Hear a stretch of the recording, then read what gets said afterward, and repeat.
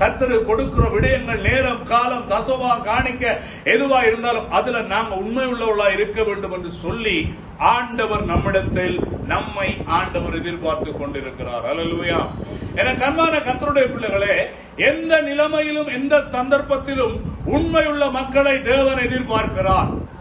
மத்தேயு சுவிசேஷம் 15ஆம் அதிகாரத்தில் பார்க்கிறோம், இயேசுவாமி லூக்கா 15 மத்தேயு 15 பார்க்கிறோம், இயேசுவாமி சொல்லுகிறார், கொஞ்சத்தில் உண்மை உள்ளவனை என்ன செய்வதாம், அநேகத்தின் மேல் தேவன் அதிகாரியாக்குவார்.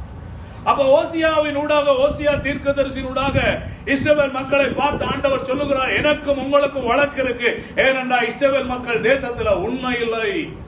இந்த தேசமே அழியுது, உண்மை இல்லை. இந்த தேசத்துல அடிச்ச கோடிகளை பார்த்தா அப்படி இருக்கு. நேற்று ஒரு ஆள் அகப்பட்டார், பார்த்தா அவருக்கு ஆபீஸ் இல்ல, அலரி மாளிகையில அவர் சைன் பண்ண சிக்னேச்சர் இல்ல, வேலைக்கு வந்தில்ல, ஆனா அவருக்கே லட்சக்கணக்கில் காசு போயிருக்கு. நேற்று முந்தின நாள் அரசாங்கம் அவரை தூக்கிச்சு. ஒருவருக்கு வீடு இல்ல, அட்ரஸ் இல்ல, எரிஞ்சதுன்னு சொல்லி 1,52,52,21,600 கொள்ளைய பாருங்க. தேசம் உண்மை இல்லாதனால்தான் எங்கள் இலங்கை தேசம் இவ்வளவு வேதனைப்படுது. குடும்பம் கர்த்தருக்கு உண்மை இல்லாதனால குடும்பத்துல சமாதானம் இல்லை. யோசித்து பாருங்க, குடும்பத்துல நீங்க கர்த்தருக்கு உண்மையா இருந்து பாருங்க, தனிப்பட்ட ரீதியில ஆண்டவருக்கு உண்மையா இருங்க, உங்கள் குடும்பத்தை கர்த்தர் கட்டி எழுப்புவார். ஆமென் சொல்லுங்க. பணம் இல்லை என்று கவலைப்படாதீங்க, வசதி வாய்ப்பு இல்லை என்று கவலைப்படாதீங்க, அதில்லை இதில் என்று ஒரே புராணம் படாதீங்க. ஆண்டவருடைய பிள்ளைகள் உண்மை உள்ளவனா இருந்தால் உத்தமனுக்கு கர்த்தர் துணையாளனாய் இருப்பது நிச்சயம். அல்லேலூயா. ஏன் கிறிஸ்தவர்கள் தடுமாறுகிறார்கள்? கர்த்தருடைய ஊழியத்தில் உண்மை இல்லை. பணத்திற்காக கள்ள உபதேசம், பணத்திற்காக துரு உபதேசம், ஆசீர்வாதம் என்று மேல்பூச்சை பூசி மக்களுக்கு உண்மையில்லா போதனைகளை கொடுத்து என்ன செய்கிறார்கள்? மோசமான நிலையிலே உள்ளாக்கப்படுகிறது. 2 தீர்க்க தரிசனம் சொல்லியிருக்கிறார். இந்தியாவில் பெரிய ஒரு சூனியக்காரி சொல்லியிருக்கிறார். டிசம்பர் 29 சொல்லியிருக்கான், பிளைட் ஒன்று விழும். எங்களை உள்ள பெரிய ஊழியக்காரன் சொல்லியிருக்கிறார், பிளைட் ஒன்று இந்தியாவில் விழும். எந்த தீர்க்க தரிசனமானாலும் வர முதல் சொல்லணும், அதுதான் உண்மையான தீர்க்க தரிசனம். ஆமென். வந்த விற்பாடு டேட் போட்டு ரெக்கார்ட் போட்டு நானும் பெரிய தீர்க்க தரிசனம் படம் காட்டுறதல்ல கிறிஸ்தவ வாழ்க்கை. ஜாக்கிரதையா இருக்கணும். ஆமா இல்லையா? எலியா தீர்க்க தரிசி சொன்னான், மழை வராது, 3 வருஷம் பஞ்சம், மழையை காண மாட்டீங்க. அதுக்கு பிறகு நடந்தது. அல்லேலூயா. கர்த்தருடைய தீர்க்கதரிசி என்றா ஒரு சம்பவம் நடக்கிறதுக்கு முதல் சொல்லணும். ஆமென் சொல்லுங்க. நடந்த பிற்பாடு நோட்டீஸ் அடிச்சு ஒட்டுறது இல்ல, யூடியூப்ல போட்டு பித்தலாட்டம் காட்டக்கூடாது. தேவ பிள்ளைகள், நானும் நீங்களும் ஊழியக்காரன் இருந்தாலும் சரி, விசுவாசியா இருந்தாலும் சரி, கர்த்தருடைய நாமம் தரிக்கப்பட்ட நாங்கள் அத்தனை பேரும் கர்த்தருக்கு முன்பாக எப்பொழுதும் உண்மை உள்ளவர்களா இருக்க வேண்டும். அல்லேலூயா.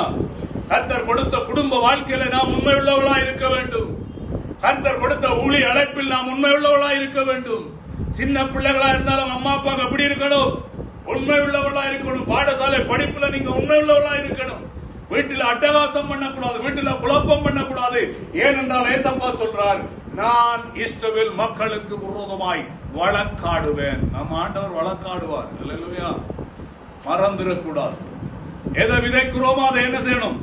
அறுத்துத்தான் தீரணும்.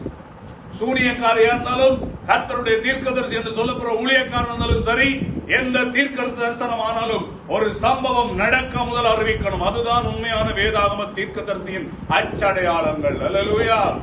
மறந்துடக்கூடாது. எல்லா தீர்க்க தரிசனங்களையும் நம்ப கூடாது. ஜாக்கிரதை உள்ளவளா இருக்கணும். கர்த்தர் எல்லாவற்றையும் காண்கிற தெய்வம். அல்லேலூயா. பிளைட் விழுந்ததுக்கு பெரிய ஒரு ஆதாரம் சொல்ல என்ன சொல்றாங்க? அது ஆல்ரெடி ஒரு சிக்னல் கொடுத்திருக்கு.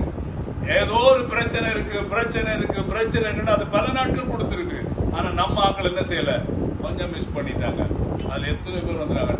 சொல்லுங்க, ஒரு கிறிஸ்தவ குடும்பம் வந்திருக்குன்னு சொன்னாங்க. யார் இருந்தாலும் பரவாயில்ல, மரணம் இன்றைக்கு வரலாம், நாளைக்கு வரலாம், வந்தா தேவனோடு போவதற்கு நாம் ஆயத்தம் உள்ளவர்களா இருக்க வேண்டும். அல்லேலூயா. யாருக்கும் யாரும் ஒரண்டி கிடையாது. எங்களுக்கு ஒரண்டியே நம்ம கையில் இருக்க மொபைலுக்கு ஒரண்டி இருக்கு, 1 year 6 months. ஆனா எனக்கும் உங்களுக்கும் ஒரண்டியே கிடையாது. ஏனென்றால் நாங்கள் யாரும் பெரியாக்களே கிடையாது. கர்த்தருடைய கிருபையினாலே உயிர் வாழுகிறோம். அல்லேலூயா.